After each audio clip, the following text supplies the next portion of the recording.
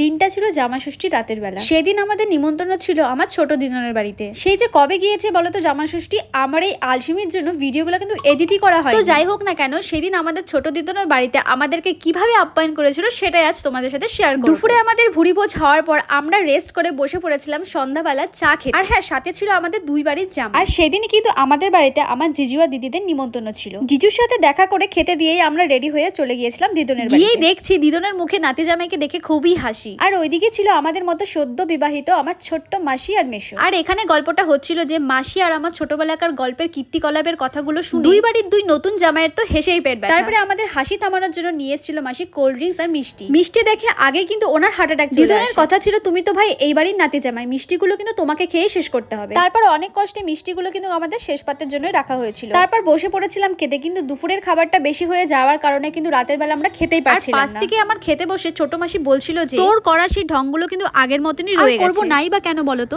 আরে কি করে বোঝাই, আমি তো এরকমই। জোরে হেসে যদি কথাই না বলতে পারলাম তাহলে কিন্তু ঠিক আমার মনে তৃপ্তি মেটে। খাওয়া দাওয়ার পর্বগুলো সেরে আমরা যখন বাড়িতে আসার জন্য বেরিয়েছি তখনই দিদার নতুন গিফটগুলো আমাদেরকে নিয়ে এসে দিচ্ছিল। আর আমার গিফট দেখার লোভ সামলাতে না পেরে আমি তো গিফটটা খুলে দিয়েছিল একটা খুব সুন্দর আমার পছন্দ রঙের লাল একটা শাড়ি। যাই হোক, সব মিলে দিনটা বেশ ভালোই কেটেছে। আর এটা ভেবে ভালো লাগে যে এই মানুষগুলো এত সুন্দর করে দায়িত্ব কর্তব্যগুলো পালন করেছিল যে দেখেই তাদের প্রতি ভালোবাসাটা যেন সত্যি বেড়ে যায়।